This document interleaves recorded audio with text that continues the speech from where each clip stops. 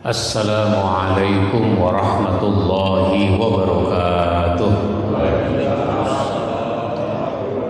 Alhamdulillahi rabbil alamin alladzi an'amana bi ni'matil iman wal islam. Asyhadu an la ilaha illallah wahdahu la syarika lah wa asyhadu anna Muhammadan abduhu wa rasuluh. Allahumma shalli wa sallim wa barik ala nabiyyina Muhammadin wa ala alihi wa ashabihi ajma'in, amma ba'd. Jamaah sekalian yang saya hormati, tentu kita bersyukur kepada Allah pada pagi ini bisa menunaikan kewajiban kita salat subuh berjamaah, dilanjutkan dengan kajian. Salawat dan salam kita sampaikan kepada Nabi kita Muhammad sallallahu alaihi wasallam, kepada keluarganya, sahabatnya, dan para penerusnya. Jamaah sekalian yang saya hormati, alhamdulillah saya suka menulis buku.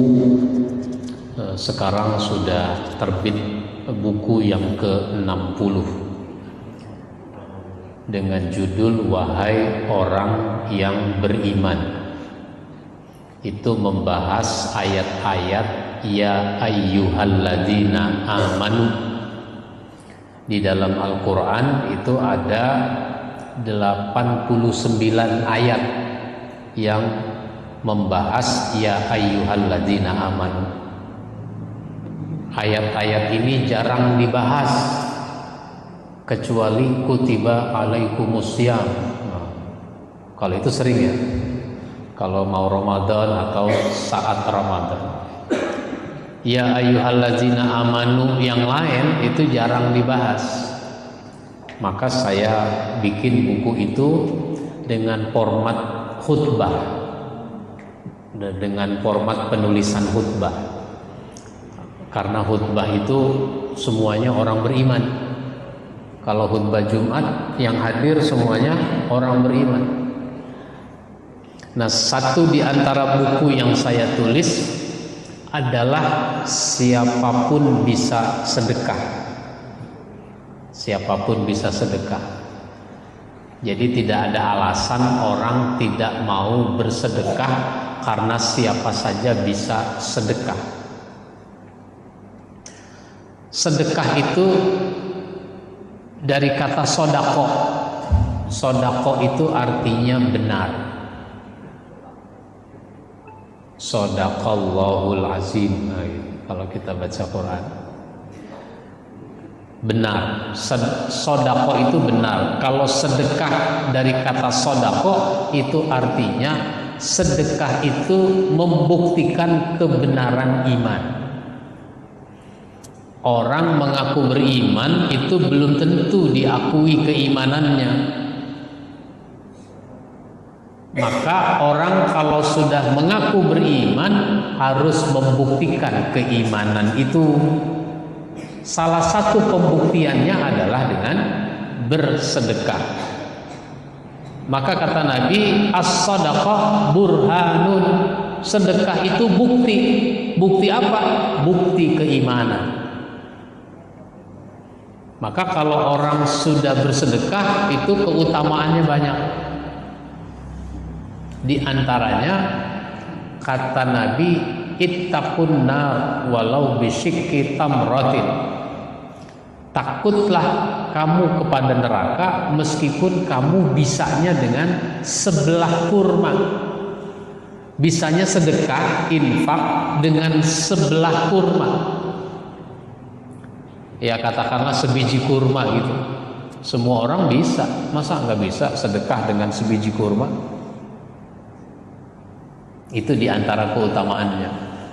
Maka para sahabat urusan bersedekah, urusan berinfak, wah luar biasa. Berlomba-lomba.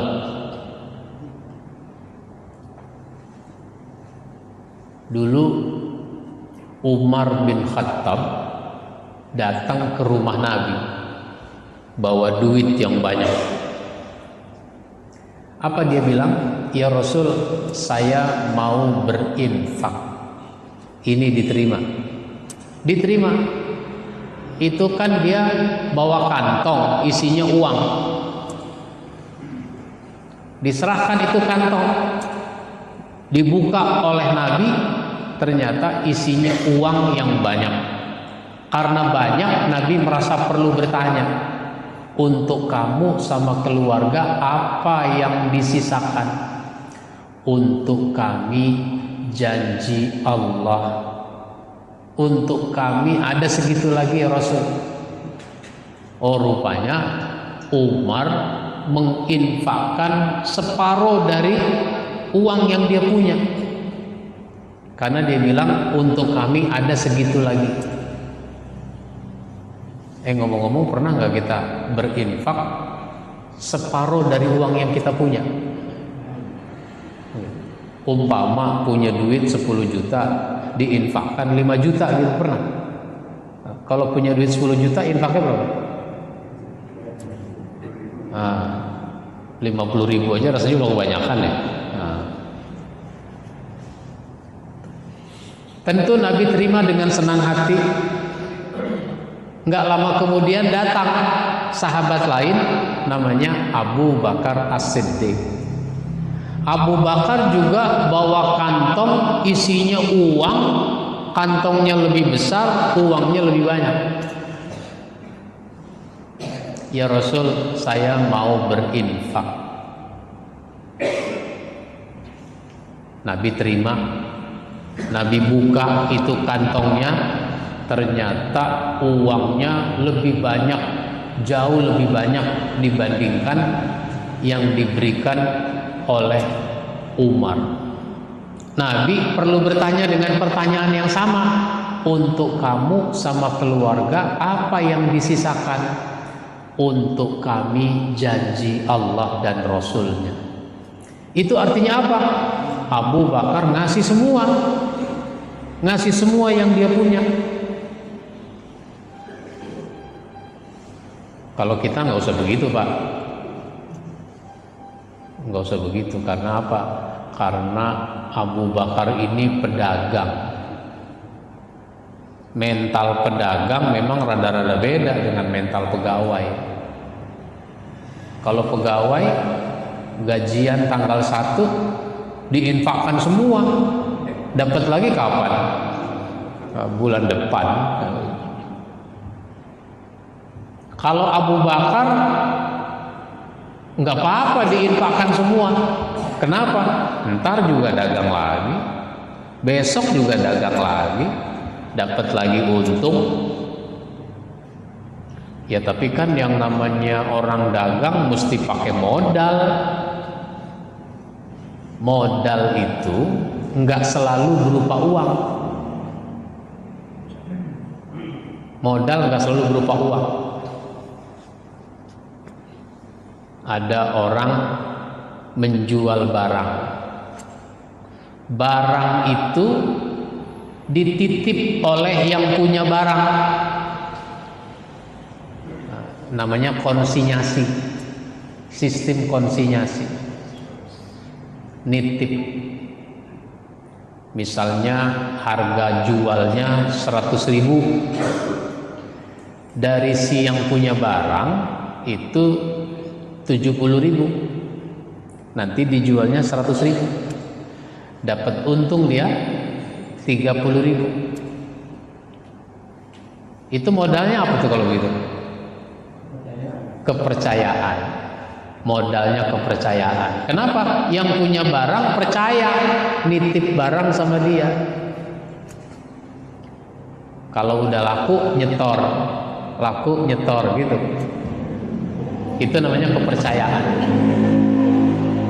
Yang repot orang udah nggak punya duit buat modal, nggak ada kepercayaan orang lain kepadanya. Pak, saya ngambil barang lagi Pak.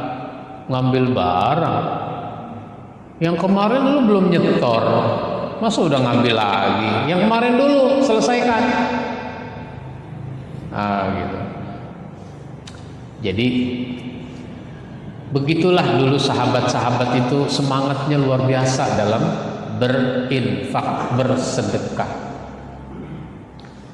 Suatu ketika Nabi mau berperang, namanya perang Tabuk. Perang Tabuk itu lokasinya jauh karena melawan Romawi.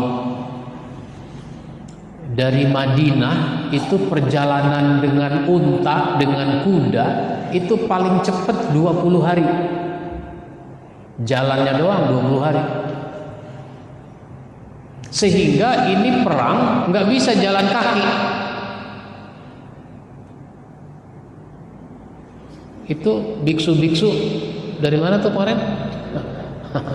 Oh, itu pergi ke Candi Borobudur jalan kaki. Ya sepanjang jalan ada yang ngasih minum, ada yang ngasih makan kan gitu. Iya.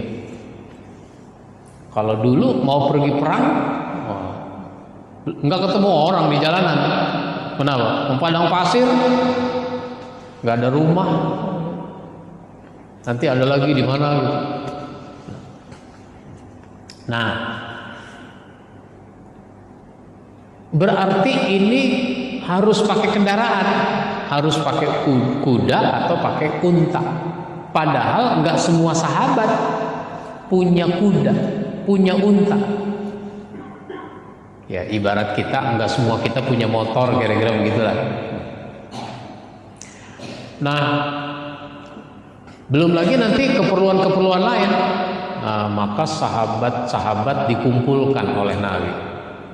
Ketika kumpul, Nabi bilang kita ini mau perang, cuma nggak punya cukup pendanaan, nggak punya cukup perbekalan. Maka yang mau berinfak silahkan. Wah, itu sahabat ngasih uang yang mereka punya, yang mereka bawa di tengah-tengah majelis. Enggak semua sahabat bawa uang, apalagi mereka enggak tahu untuk maksud apa Nabi mengumpulkan para sahabat ini. Maka yang tidak bawa uang ngomong apa yang mau dikasih. Oh, pada ngasih terus pada ngomong. Nah, di antaranya ada sahabat namanya Abdurrahman bin Auf. Oh, itu ngasih 500 ekor kuda. Ya Rasul, saya mau kasih 500 ekor kuda. Ada yang tahu harga kuda berapa? Tergantung kudanya. Kuda buat perang tentu beda sama kuda buat delman. Harganya beda tuh.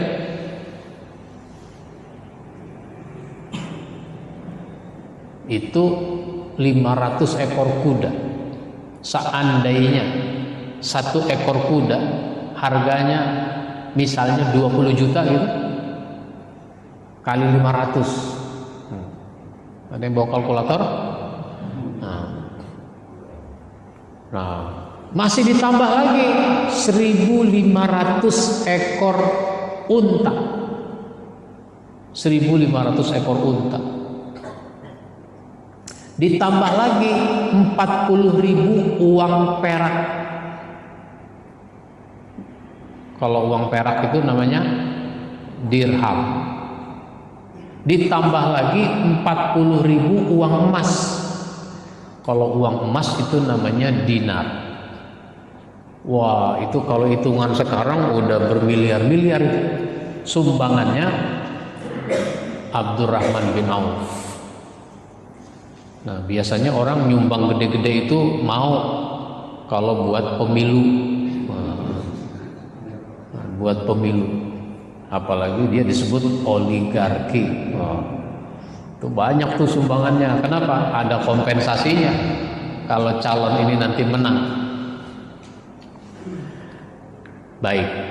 Nah, kemudian sedekah itu bisa dengan harta, yang memang selama ini kita pahaminya sedekah dengan harta, berinfak, nyumbang segala macam itu dengan harta. Mulai dari untuk menafkahi diri sendiri, Jadi kalau kita makan, minum, berpakaian itu namanya kita sedekah kepada diri kita sendiri. Cuma kan kadang-kadang ada juga orang pelit kepada diri sendiri. Ada nggak Pak? Pelit pada diri sendiri. Makan mah yang penting kenyang. Cukup makan mah nasi, kecap, sama kerupuk. Yang penting kenyang. Itu namanya pelit sama diri sendiri. Kenapa? Ikan bisa beli, daging bisa beli, sayur bisa beli. Kenapa makan nasi kecap sama kerupuk doang? Sayang sama duit. Ada yang begitu orang Pak? Hadir apa enggak orangnya? Apalagi kalau orangnya suka ngerokok. Waduh, orangnya suka ngerokok. Apa dia bilang? Gua mah yang penting ngerokok, nggak makan juga nggak apa-apa. Gitu. Ada orang gua mendingan kagak makan daripada kagak ngerokok. Ada yang begitu. Makanya buka puasa bulan Ramadan itu buka puasanya di masjid. Nah, dia minum doang, habis itu dia keluar ngerokok. Yang buka puasa di rumah udah pada datang ke masjid mau sholat maghrib, yang buka puasa di masjid masih ngerokok aja di sana. Nah begitu. Jadi menafkahi diri sendiri. Apa yang kita butuhkan secara pribadi itu harus kita penuhi. Jangan pelit kepada diri sendiri.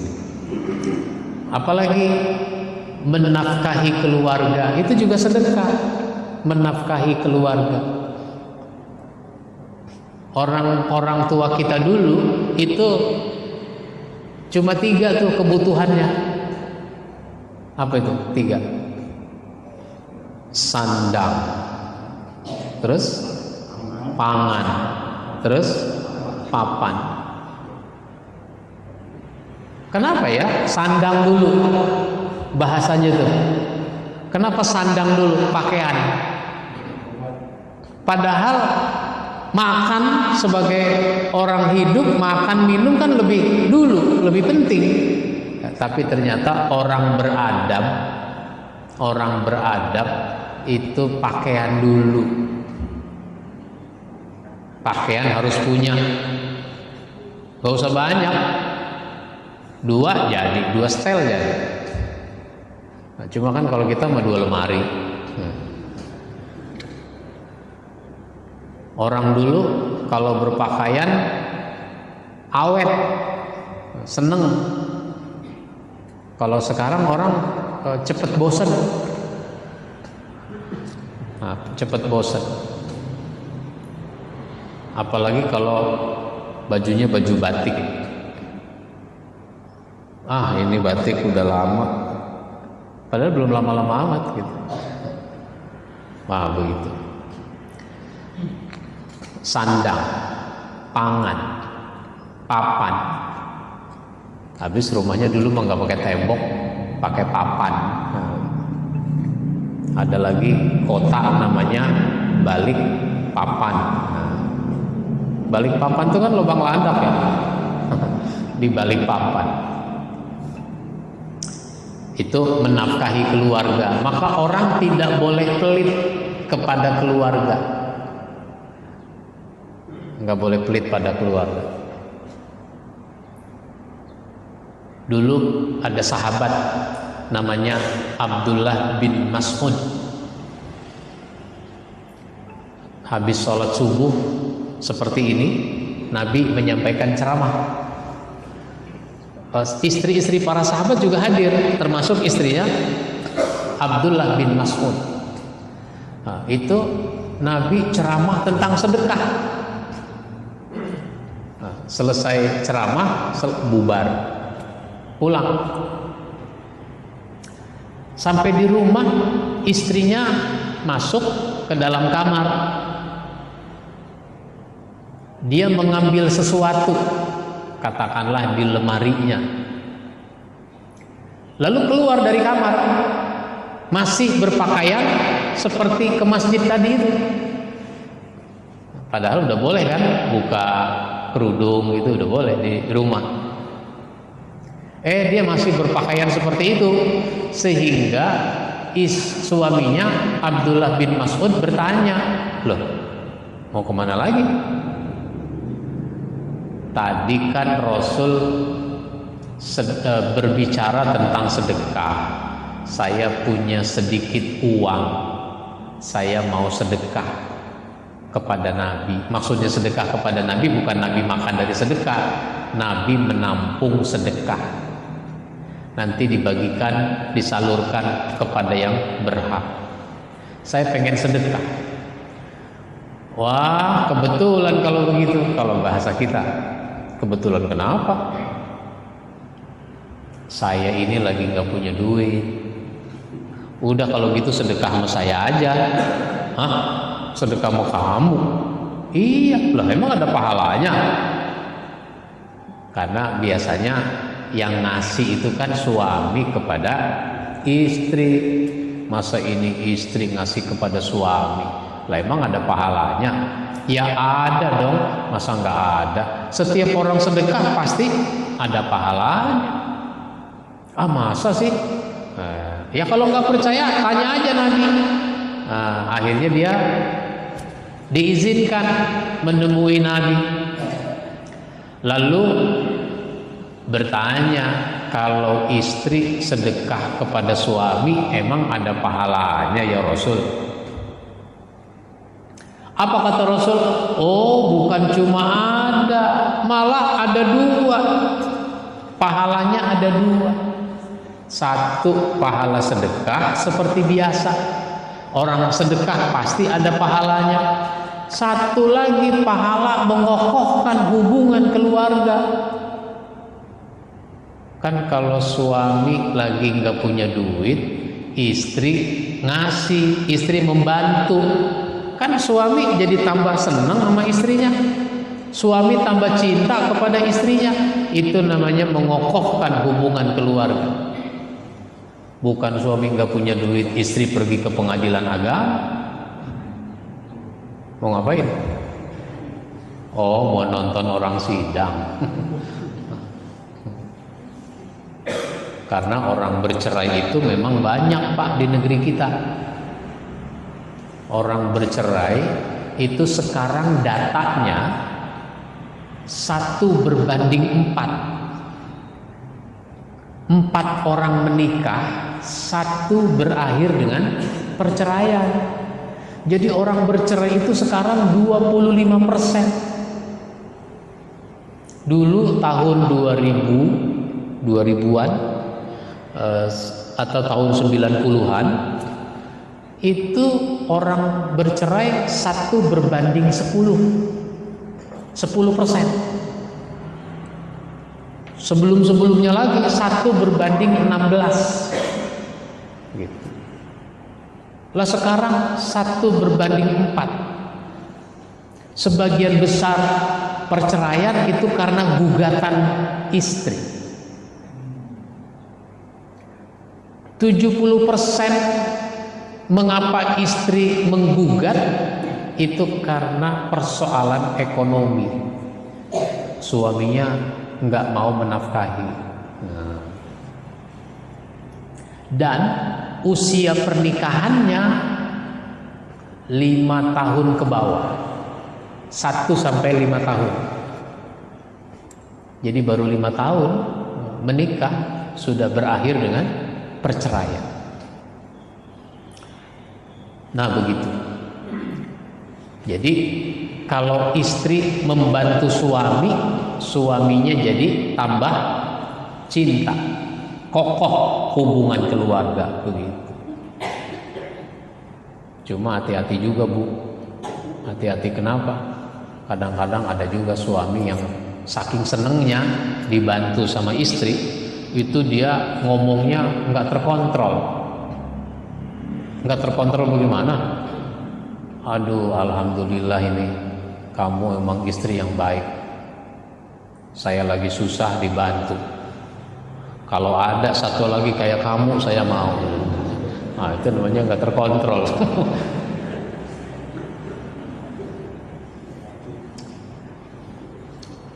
Baik. Jadi menafkahi keluarga. Nah, belum lagi nanti bersedekah dengan harta itu bentuknya banyak. Kalau yang sering kita kenal infak sedekah kan gitu, zakat, infak, sedekah. Sebenarnya melayani tamu itu juga infak sedekah, melayani tamu. Ada tamu datang, nah, maka tamu itu kita suguhi air minum, kita suguhi makanan, itu sedekah sama tamu. Cuma kan kadang-kadang kita curiga atas kedatangan orang. Assalamualaikum. Waalaikumsalam. Siapa? Ya, dia lagi yang datang. Nah, ini mah paling mau minjem duit. Nah, udah seuzon duluan. Ya emang 2 minggu yang lalu dia datang minjem duit. Ya karena udah dijawab itu salam, ya dibukain pintu. Masuk Pak. Duduk. Begitu amat nadanya sama tamu ya. Ada apa nih Pak? Macam-macam dia ngomong, sampailah pada kalimat, Pak, 2 minggu yang lalu kan saya minjem duit 50.000. Alhamdulillah ini rezekinya udah ada, jadi saya mau bayar. Terima. Alhamdulillah kalau begitu. Baru dipanggil anaknya, Neng sini Neng. Ada apa Pak? Ambil air minum dong. Ya Allah, tamu dari tadi belum dikasih air minum. Itu ada kue di situ, bawa kemari. Nah, udah 15 menit tuh tamu ngomong, baru air minum. Kenapa? Udah bayar utang. Nah, silakan Pak diminum, dicoba kuenya. Terusin lagi ngomong, sampailah pada kalimat, Pak, itu kan utang udah saya bayar. Iya. Berarti kan saya sekarang udah nggak punya utang. Iya. Kalau ada 100 saya mau minjem lagi, Pak. Naik pitam lagi dia. Bapak ini gimana sih? Mendingan tadi gak usah dibayar tuh yang 50, pinjam aja lagi 50. Jangan ngomong begitu. Alhamdulillah ini orang. Lah 2 minggu yang lalu 50.000. Lah itu bukannya Bapak ngasih? Lah ngomongnya minjem dibilang ngasih. Sekarang dia ngutang lagi, lain soal.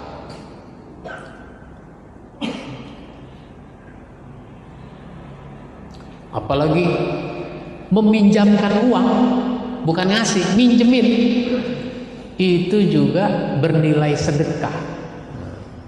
Bernilai sedekah. Saya perlu bacakan ini hadisnya di halaman 61 di dalam buku ini. Meminjamkan uang itu nilainya juga sedekah.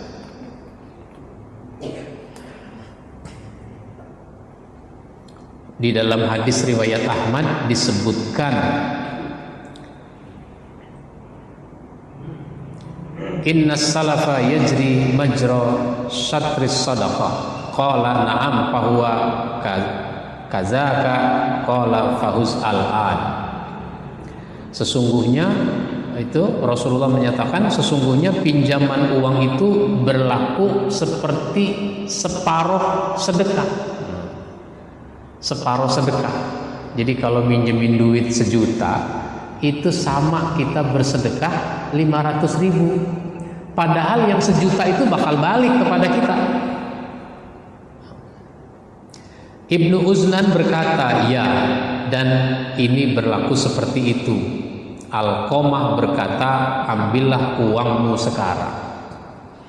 Jadi kalau kita minjemin duit, itu nilainya sedekah, 50% dari nilai pinjaman, padahal semuanya akan kembali dibayar misalnya.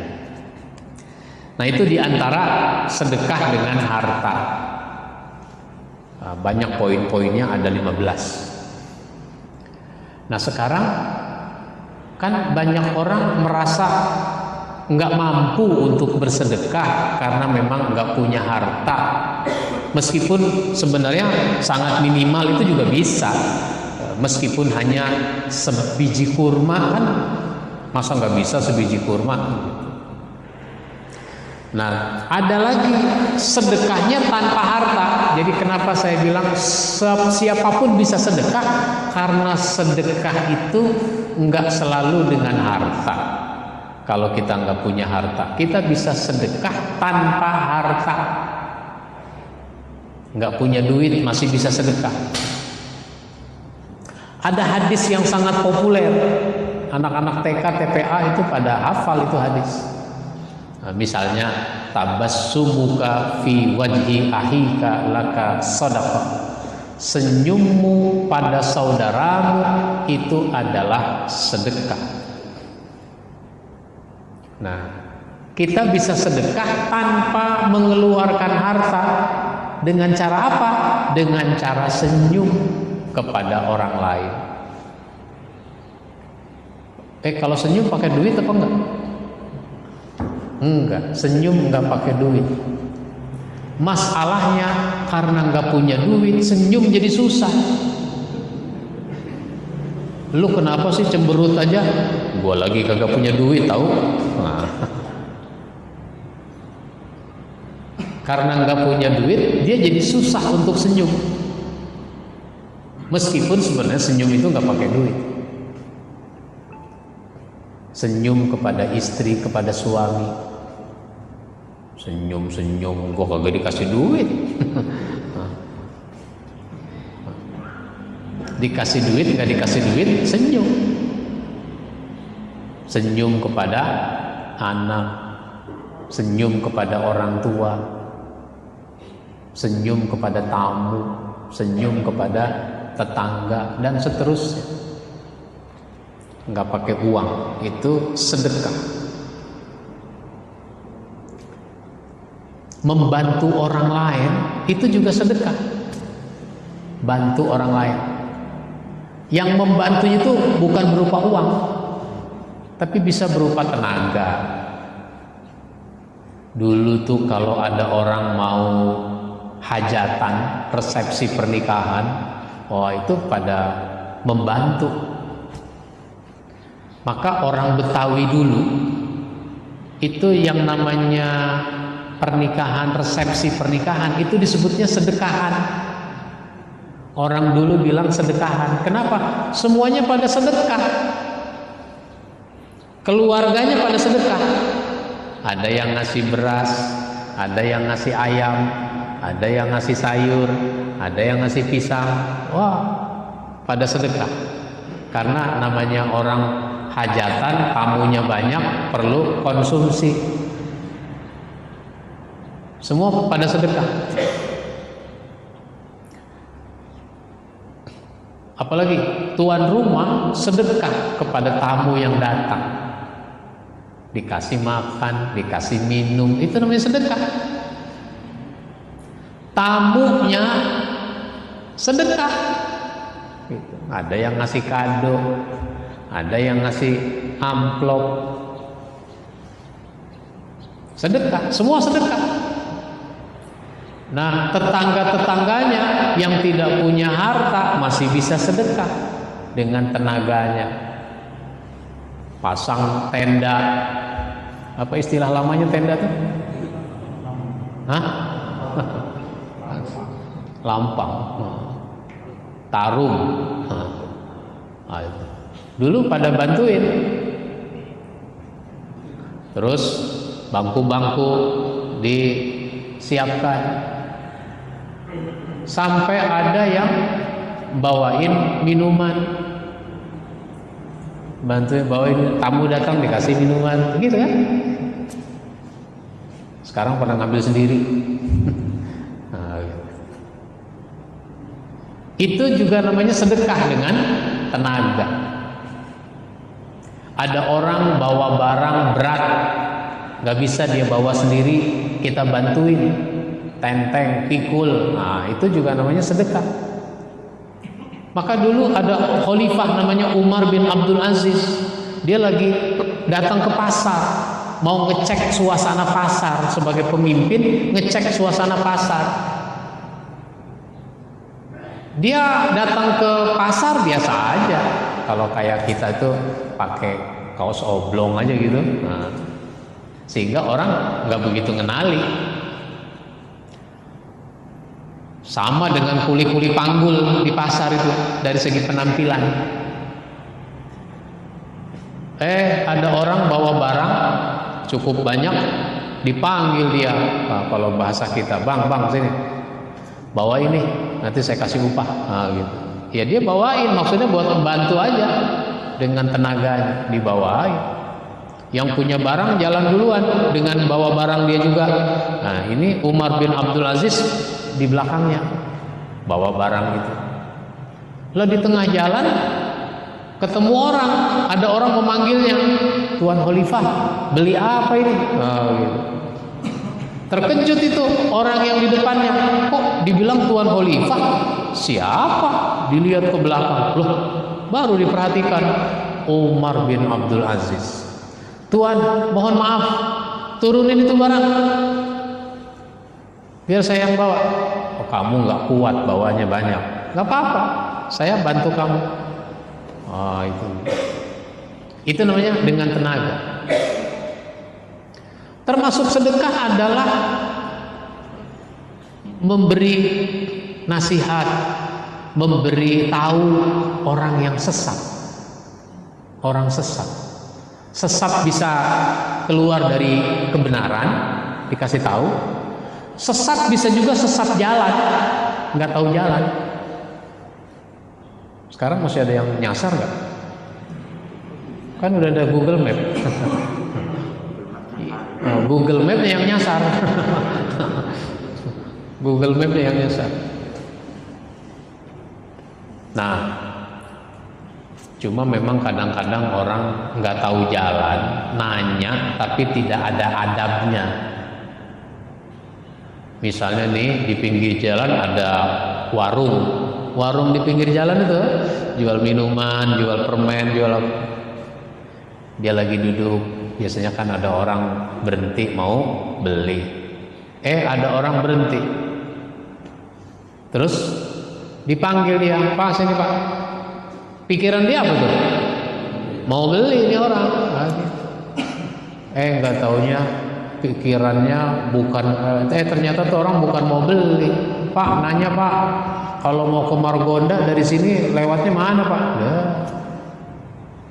Kirain mau beli. Kalau mau nanya begitu turun kayak dari mobil. Kesel dia.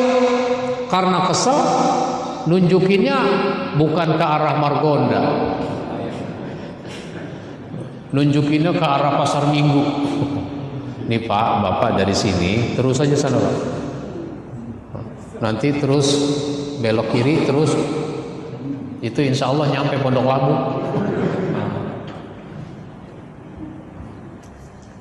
Ya sekalipun dia kesel nggak boleh begitu juga. Gitu. Ya Bapak putar balik aja dari sini sampai mentok, Bapak belok kiri nanti. Jadi nunjuki orang yang tidak tahu jalan, nunjukin orang yang sesat dari kebenaran. Kalau kita kasih tahu, kita kasih nasihat, itu juga namanya sedekah. Nggak pakai duit. Menanam bibit pohon. Bapak umur 75, terus nanam bibit pohon mangga. Terus ada orang lewat, Kong lagi ngapain? Ini nanam bibit mangga. Engkong umur berapa sekarang? 75. Kira-kira dia berbuahnya kapan tuh Kong? Ya berbuahnya 10 tahun lagi kali. Kira-kira engkong masih ada nggak? Ya, gue udah mati kali. Lah kalau engkong kira-kira udah mati, pohon ini nanti baru berbuah, ya buat apa nanam? Nggak ngerasain hasilnya. Ya saya mah nanam aja. Nah, itu namanya sedekah.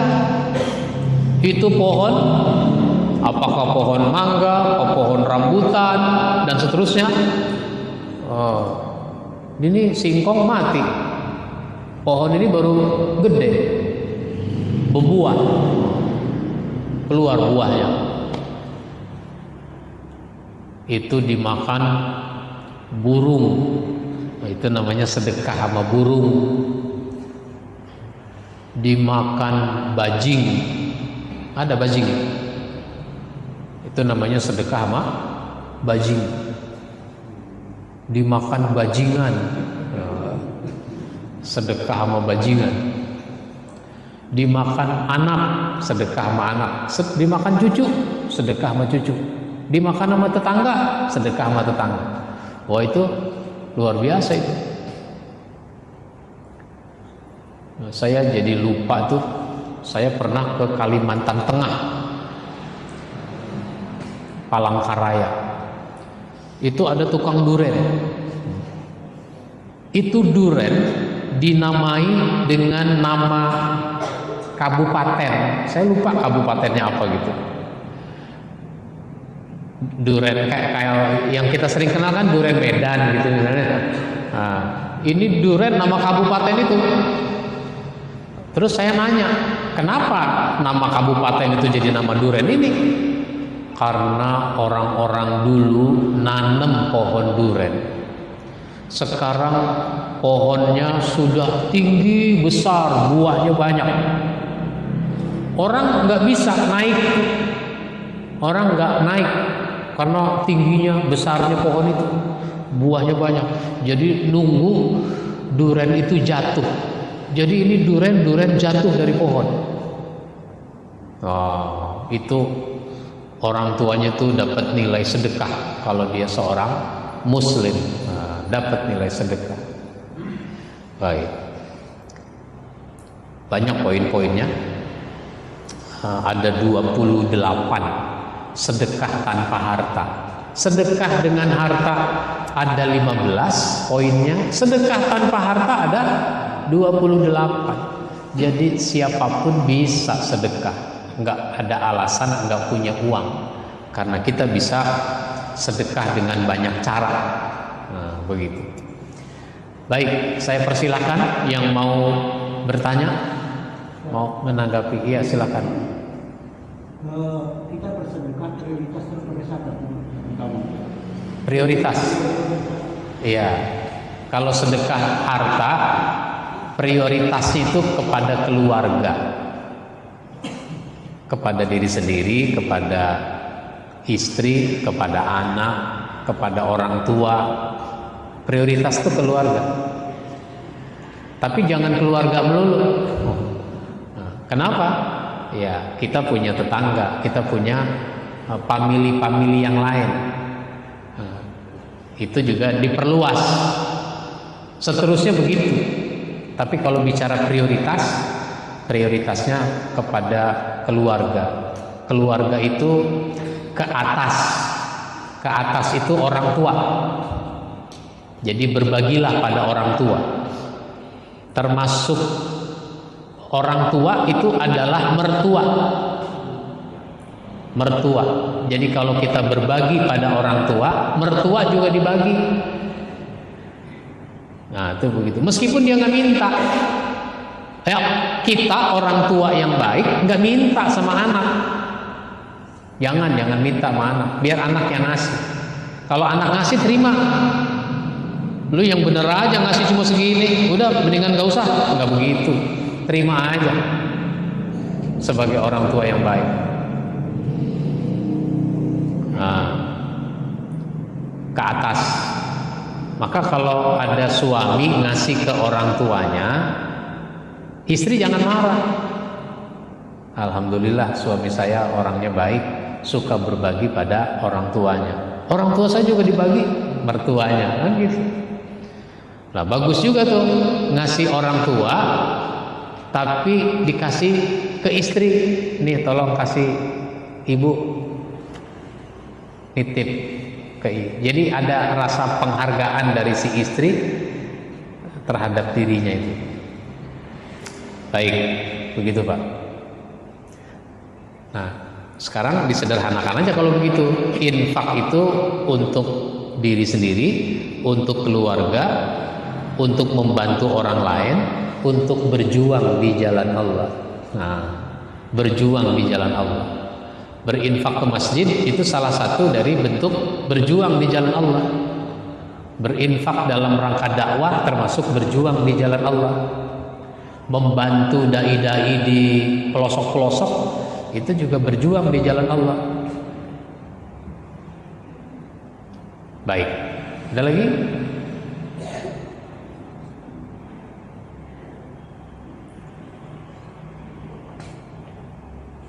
Ada lagi? Saya sengaja sisakan waktu biar ada yang bertanya, memberi kesempatan. Nah, kalau kita mau berinfak, bersedekah, maka itu berarti harta kita ada manfaatnya, manfaat yang banyak meskipun harta kita tidak banyak. Karena orang itu bermanfaat dengan apa yang dia punya. Punya tenaga, bermanfaat dengan tenaga. Nabi mengapresiasi orang yang bermanfaat dengan tenaganya. Ada yang bermanfaat dengan ilmunya. Jadi punya ilmu jangan disimpan. Ilmu itu diajarkan lagi pada orang lain. Itu namanya sedekah ilmu, bermanfaat dengan ilmu. Ada lagi bermanfaat dengan harta. Sehingga meskipun harta kita sedikit, manfaatnya banyak.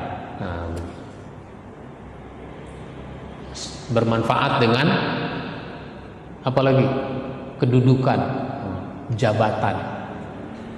Mumpung saya jadi ketua RT, mumpung saya jadi ketua RW, apa ya manfaatnya? Oh, saya mau bikin lingkungan ini menjadi hijau. Oh. Jangan sampai orang merasa lingkungannya panas. Kalau begitu bikin penghijauan. Semua rumah wajib ada tanaman. Ada tanaman yang tinggi, ada tanaman yang rendah. Nah, bisa. Ada lagi tanaman berbuah. Tanaman berbuah. Bapak nggak usah pelihara burung, burung lepas. Tapi kan saya senang sama suaranya. Tanam pohon yang berbuah, tanam pohon jambu, tanam pohon rambutan. Nanti juga burung pada datang. Gitu. Nah, itu namanya bermanfaat dengan kedudukan, dengan jabatan. Baik, mudah-mudahan apa yang kita bahas bermanfaat buat kita semua. Mohon maaf bila ada hal-hal yang kurang berkenan. Saya cukupkan sampai di sini. Saya akhiri. Wassalamualaikum warahmatullahi wabarakatuh.